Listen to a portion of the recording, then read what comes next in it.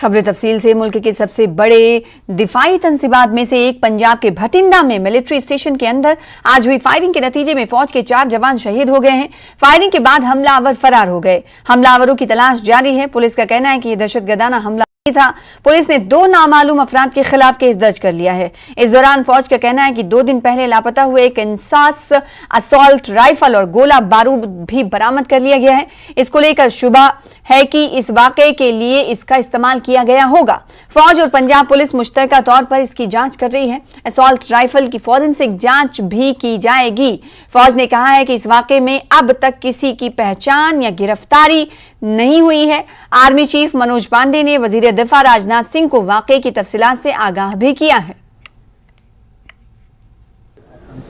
जी सवेरे सानू पता लगा कि 4:30 बजे इंसीडेंट होया सी जी 4 बंदियां दी शख्सां दी गन शॉट इंजरी नाल डेथ हो गई। उस तो बाद अपना जो हमने कोऑर्डिनेट सर्च ऑपरेशन लॉन्च किया होया। Police is also on the spot to help the army on this. उन्होंने हाले बंदियां दी आइडेंटिटी का मिलिट्री ने डिस्क्लोज नहीं की है जी। और incidentally I can sort of assure you about this thing, this is not a terrorist crime, this has not been done from outside, it has no impact on the law and order of the state for that. Sir की कारण समझे इसमें कि क्यों है ये कोई ਤੁਹਾਡੇ ਕੋਲ ਇਨਫੋਰਮੇਸ਼ਨ ਆਈ ਹੋਣੀ ਹੈ? ਨਹੀਂ, ਦੇ ਕਾਰਨ ਤੇ ਸਿਰਫ ਮਿਲਟਰੀ ਦੇ ਜਿਹੜੇ ਆਫੀਸਰਸ ਨੇ, ਜਿਹੜੇ ਐਡਮਿਨਿਸਟ੍ਰੇਟਿਵ ਅਫਸਰ ਨੇ, ਉਹ ਕਰ ਸਕਦੇ ਨੇ। ਉੱਥੇ ਕੀ ਹੋਇਆ ਸਰ? ਪੁਲਿਸ ਵੱਲੋਂ ਹੁਣ ਕੀ ਕਾਰਵਾਈ ਕੀਤੀ ਜਾ ਰਹੀ ਹੈ? We'll cooperate with the army. ਉਹ ਕੋ ਕੇਸ ਰਜਿਸਟਰ ਕਰਾਉਂਦੇ ਨੇ, ਕੋਈ ਪੋਸਟਮਾਰਟਮ ਹੈ, ਦੈਨ ਇਨਵੈਸਟੀਗੇਸ਼ਨ ਦਾ case, then it will depend upon how army reacts to that and ਉਹਨਾਂ ਨੂੰ ਕੀ ਹੈਲਪ ਚਾਹੀਦੀ। ਸਾਡੇ ਕੋਲ ਕੋਈ ਫੋਰੈਂਸਿਕ ਦੀਆਂ ਰਿਪੋਰਟ ਚਾਹੀਦੀਆਂ ਨੇ, ਗੋਲੀ ਕਿਵੇਂ ਚਲਾਈ ਜਾਂ ਕੋਈ ਵੈਪਨ ਯੂਜ਼ ਹੋਇਆ, that kind of stuff. Sir ਹੁਣ ਤੱਕ 4 ਡੈਥਸ ਜਿਹੜੀਆਂ ਦੱਸੀਆਂ ਜਾਂਦੀਆਂ? ਜੀ ਜੀ 4 ਡੈਥ ਕਨਫਰਮ ਨੇ, ਇੰਜਰਡ ਕੋਈ ਨਹੀਂ ਹੈ। ਸਰ ਇਹ ਜਿਹੜੀ ਡੈਥਸ ਹੋਈਆਂ ਜਿਨ੍ਹਾਂ ਦੀਆਂ, ਇਹ ਆਰਮੀ ਪਰਸਨ ਸੀਗੇ ਜਾਂ ਕੋਈ? Basically they are associate the army, maybe army person और जो सिविल स्टाफ उन्होंने काम करता है, क्योंकि उन्हें जो तक आइडेंटिटी डिस्क्लोज नहीं करते we can't comment upon their identities. Sir ये भी लग्या सी कि कुछ देर पहला उत्थों एक राइफल चोरी हुंदी है जिस दी कंप्लेंट भी उन्होंने शायद उन्होंने कंप्लेंट की थी 1-2 दिन पहला। एक एफआईआर रजिस्टर हुई है कैंट थाने दे विच ते उन let's see whether it relates to the same incident और is it separate incident. Depend करेगा कि who are the players in the first FIR and now the second incident. Police वालों कोई investigation? Sunday SP investigation है Mr. Gandhi, he is over there, he is tying up with the army authorities, he is at their disposal. तो जितना progress होगी लोकसभा चुनाव से पहले opposition जमातों को एक साथ लाने की कोशिशों में जुटे बिहार के वजीर आला नीतीश कुमार ने बुध को दिल्ली में कांग्रेस के सदर मल्लिकार्जुन खड़गे और राहुल गांधी से मुलाकात की। इस मुलाकात के दौरान बिहार के नायब वजीर आला और आरजेडी लीडर तेजस्वी यादव भी मौजूद रहे। मीटिंग में मुल्क की मौजूदा सियासी हालात पर तबादले ख्याल किया गया। मुलाकात के बाद तमाम लीडरों ने प्रेस कॉन्फ्रेंस भी की। इस दौरान राहुल गांधी ने अपोजिशन को एक करने की जानिब इस कदम को तारीखी बताया। नीतीश कुमार ने कहा कि हमें ज्यादा से ज्यादा पार्टियों को मुत्तहिद करने की कोशिश करना है। हम यहाँ पर एक ऐसी ऐतिहासिक मीटिंग की और बहुत सी चीज़ें हम चर्चे में लाए और एक हम सभी ने मिलकर तय किया कि सभी पार्टियों को एकजुट करना और एक होकर आगे जो चुनाव आएंगे उस चुनाव में एकजुट दिखाकर लड़ना। तो ये हमारा निर्णय हुआ है और हम सभी मिलके उसी रास्ते पे काम करेंगे। अधिक से अधिक पार्टियों को पूरे देश में एकजुट करने का प्रयास करेंगे और उसके लिए हम लोग अपना कोशिश करेंगे। सब लोग एग्री करेंगे, वो सब लोग बैठेंगे और एक साथ हम लोग आगे का काम करेंगे, मिल करके चलेंगे। ये बात तय हो गई है और इन सब चीज़ों को लेकर के ये भी कई लोगों से बातचीत हुई है, हम लोगों की बात हुई। हम लोग फिर एक बार आज जो बात हो गई है अंतिम तौर पर बात हो गई है, उसी के आधार पर फिर हम लोग कर लेंगे और जितने लोग एग्री करेंगे तो सब लोगों को फिर हम लोग बैठ करके आपस में आगे का निर्णय तय करेंगे। ऑपोजिशन का जो देश के लिए विजन है उसको हम डेवलप करेंगे और जितनी भी पार्टियां हमारे साथ चलेंगी तो हम सबको एक साथ लेकर जो देश में आइडियोलॉजिकल लड़ाई चल रही है विचारधारा की लड़ाई चल रही है, उसको लड़ेंगे। जो इंस्टीट्यूशंस पर आक्रमण हो रहा है, जो देश पर आक्रमण हो रहा है, उसके खिलाफ हम सब एक साथ मिलकर खड़े होंगे और एक बहुत महत्वपूर्ण कदम उठाया गया है।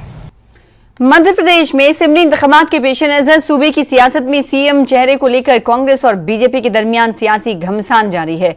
साबिक सीएम दिग्विजय सिंह ने कमलनाथ को कांग्रेस का चेहरा बताते हुए न सिर्फ बीजेपी को तनकीद का निशाना बनाया है, बल्कि बीजेपी में सीएम उम्मीदवारी के लिए 7 नामों को गिनवाया है। वहीं बीजेपी ने भी कांग्रेस पर जवाबी हमला करते हुए दोहरे नजरिए की पार्टी से ताबीर किया है। एमपी बीजेपी ने कांग्रेस के इस अहकाम पर तंज किया है कि जिसमें कांग्रेस के लीडरान के जरिए अपने असेंबली हलके में मुतवक्का उम्मीदवार बताए जाने पर पार्टी के जरिए पाबंदी लगाई गई है। बीजेपी का इल्जाम है कि कमलनाथ मुतवक्का सीएम लिखवा सकते हैं, लेकिन कांग्रेस के आम उम्मीदवार अपने नाम के साथ मुतवक्का उम्मीदवार भी नहीं लिख सकते। यहाँ के भाजपा के उम्मीदवारों की सूची मुख्यमंत्री शिवराज सिंह छोड़ने तैयार नहीं, भूपेंद्र सिंह तैयारी में है, हमारे भार्गव जी तैयारी में है, नरोत्तम मिश्रा तैयारी में है, हमारे नरेंद्र सिंह तोमर तैयारी में है, कैलाश विजयवर्गीय तैयारी में है, बीडी शर्मा और बीडी शर्मा भी अब तैयारी में है। अब 7 लोग तैयारी में कमर कसे हुए हैं, सूट सिलवाए हुए हैं। कब मौका मिल जाए, लेकिन मौका नहीं मिलेगा। शपथ ग्रहण होगी 2023 नवंबर दिसंबर में, तो कमलनाथ जी की होगी। मध्य प्रदेश कांग्रेस कमेटी का एक आदेश सामने आया है, जिसके अंदर प्रदेश के सारे कांग्रेसजनों को, जिला अध्यक्षों को कमलनाथ जी के हवाले से निर्देश दिए गए कि कोई भी कार्यकर्ता अपने नाम के आगे भावी नहीं लिखेगा। और खुद मध्य प्रदेश कांग्रेस के ट्विटर हैंडल से प्रतिदिन कमलनाथ जी को भावी अवश्य भावी मुख्यमंत्री बताया जाता है। तो खुद के नाम के आगे भावी मुख्यमंत्री, अवश्य भावी मुख्यमंत्री लिखने में कोई आपत्ति नहीं, और यदि कार्यकर्ता भावी प्रत्याशी लिखता है तो उस पर आपत्ति, उस पर कार्रवाई होगी। तो एक ही पार्टी में 2 अलग अलग नियम कैसे?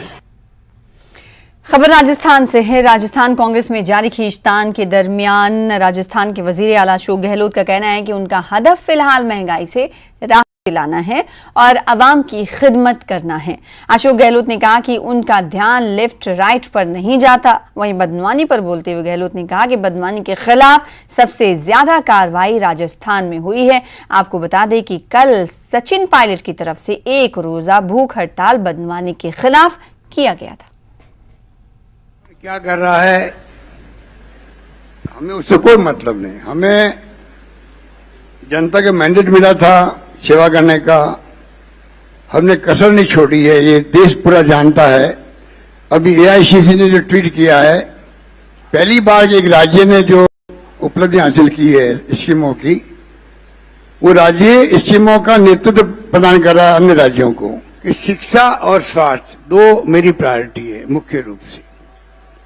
अगर किसी प्रदेश के छात्र युवा शिक्षा और उनको आप स्वास्थ्य सेवा दे दीजिए हमारी पॉपुलेशन को, तो बाकी काम सत्य हो जाएंगे। राजस्थान देश भर के अंदर जितने एंटी करप्शन डिपार्टमेंट ने यहाँ छापे डाले हैं, यहाँ 4-5 आईएएस आईपीएस सहित कितने लोगों को पकड़ा है हिंदुस्तान में कहीं हुआ है?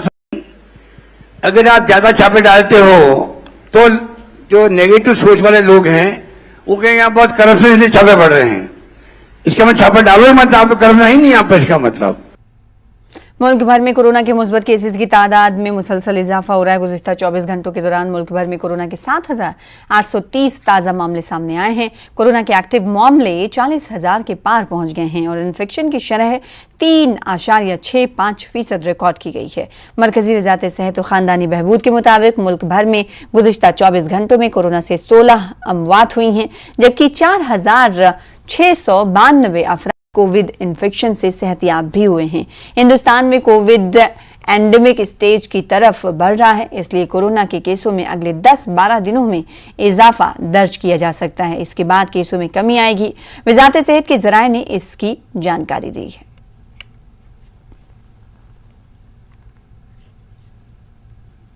जम्मू कश्मीर बीजेपी के सदर रविंद्र रैना ने जम्मू कश्मीर में सड़कों के राब्ते को बेहतर बनाने के लिए मरकजी हुकूमत के इकदामात का खैर मकदम किया है।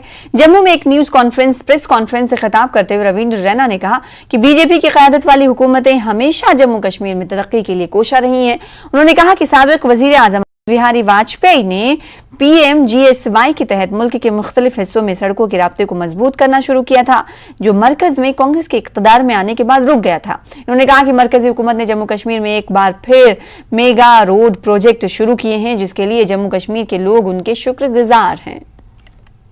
जब नरेंद्र मोदी साहब की सरकार ने देश की सत्ता संभाली, जम्मू कश्मीर के अंदर क्रांतिकारी विकास कार्य हुए हैं।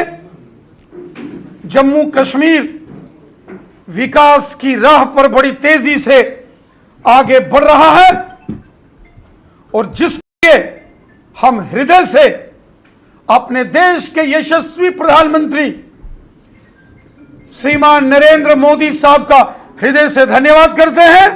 धन्यवाद करते हैं माननीय गृह मंत्री अमित शाह साहब का, और हृदय से धन्यवाद करते हैं माननीय सड़क एवं परिवहन मंत्री श्रीमान नितिन गडकरी साहब का, जो उन्होंने दिल खोलकर देश का खजाना जम्मू कश्मीर के विकास कार्यों के लिए खोला। श्री अमरनाथ जी यात्रा मार्ग को भी नेशनल हाईवे का दर्जा देकर एक बहुत बड़े सड़क निर्माण कार्य को मंजूरी दी गई है। अनंतनाग के खन्नाबल से होता हुआ पहलगाम से चंदनवाड़ी और चंदनवाड़ी से शेषनाग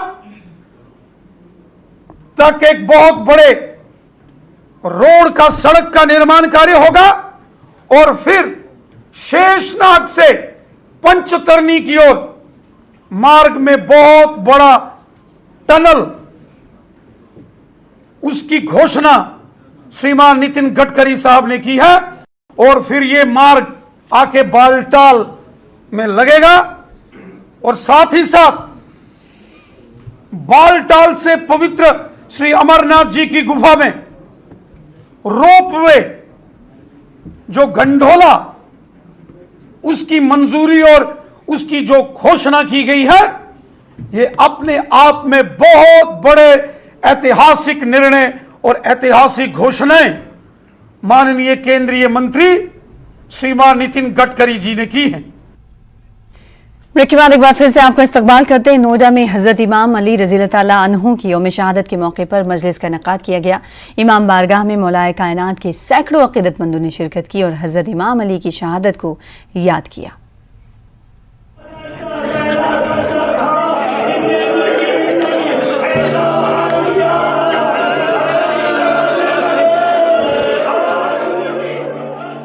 नोएडा के सेक्टर 50 की मस्जिद में मौलाए कायनात की यौम शहादत के मौके पर मजलिस का इनेकाद किया गया और शबी ताबूत बरामद हुआ।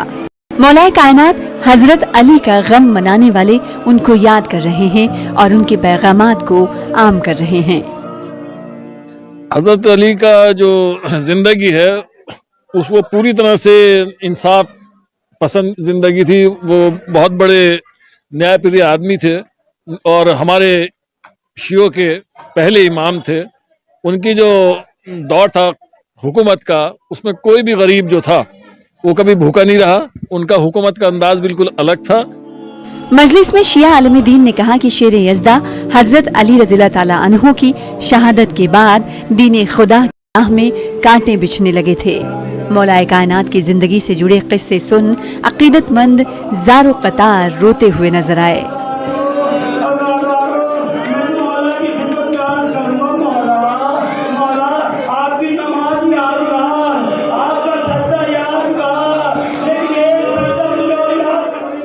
इस मौके पर हजरत अली से अकीदत और उनकी तालीमात से रोशनी हासिल करते रहने का अज़्म जाहिर किया गया। मजलिस आज़ा में ख़वातीन ने भी शिरकत की और हजरत अली के दिखाए रास्ते पर अमल पैरा होने की बात कही। हजरत अली अलैहिस्सलाम दुनिया के सबसे काबिल तरीन इंसान थे। कोई भी दुनिया में मेंबर पे बैठ करके ये ऐलान नहीं कर सकता कि पूछ लो जो पूछना चाहते हो। उनकी नॉलेज जमीन के नीचे, जमीन पर और आसमानों तक हर जगह उनकी नॉलेज थी और उनका जैसा एडमिनिस्ट्रेशन दुनिया में मिसाली है। यूनाइटेड नेशंस में भी उनके एडमिनिस्ट्रेशन के तरीके को सराहा गया है। इतने काबिल इंसान को लोकल पॉलिटिक्स की वजह से और उनकी काबिलियत से लोग जलते थे।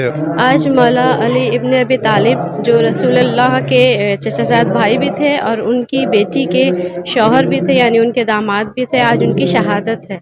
मौला अली इतने बहादुर और शुजा थे कि उनके कातिल को भी पता था कि मौला अली, क्योंकि बद्र हुनैन में, खंदक में उनकी शुजाअत को लोगों ने देखा था और उनके कातिल भी ये जानता था कि वो इतने शुजा हैं, तो उस कातिल ने मौला अली को शहीद करने के लिए उनको नमाज में जब वो सजदे में थे तब उनके ऊपर ज़रबत लगाई। मौला अली बहुत बहादुर और शुजा इंसान थे। उन्होंने हमें ब्रेवरी के ऊपर बहुत सीख दी है और रिस्पेक्ट करने के ऊपर रिस्पेक्ट करना चाहिए हम लोग के जितने भी एल्डर्स हैं। और मौला अली को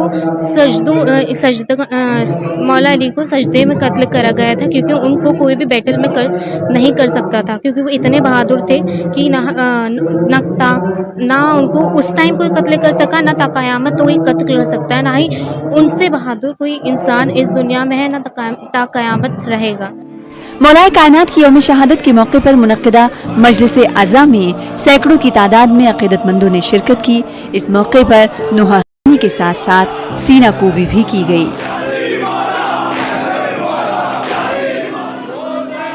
न्यूज़ 18 के लिए नोएडा से रोहित सिंह की रिपोर्ट।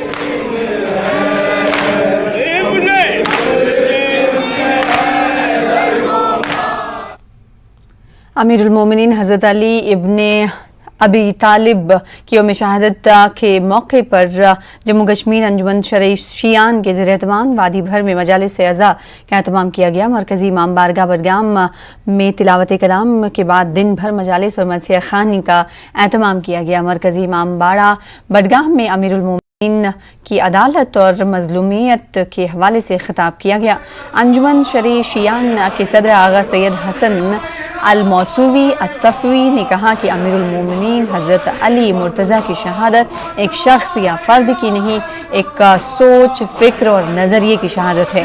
हमारे सामने हज़रत अली रज़ियल्लाहु ताला अन्हो की आदिलाना हुकूमत के बेशुमार नमूने मौजूद हैं। वहीं अज़ादारों ने मरसिया खानी, नुहा खानी व सीना कोबी करते हुए इमाम आली मकाम को ख़राज अक़ीदत पेश किया।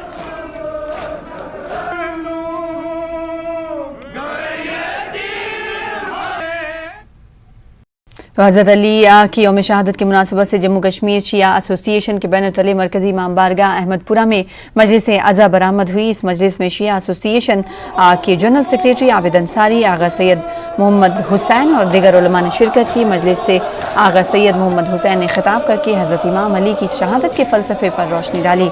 आबिद अंसारी ने कहा कि हज़रत अली का पैगाम बातिल के सामने कभी भी झुकना नहीं, बल्कि हक़ के साथ उठ खड़ा होना है।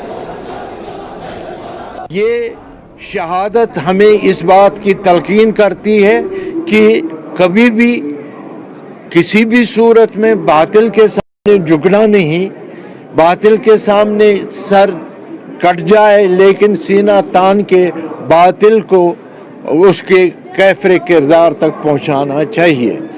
मौला मुश्किल कुशा का पैगाम यही है कि हिम्मत से काम लें, इस्लाम के उसूलों पर काम ले, कुरान और सुन्नत पर चले, जो हमारे पैगंबर अकरम सल्लल्लाहु अलैहि वसल्लम ने खुदा के दी हुई किताब जो हमारे लिए मशअल राह है उसके मुताबिक चले और ये सिलसिला चलता रहेगा।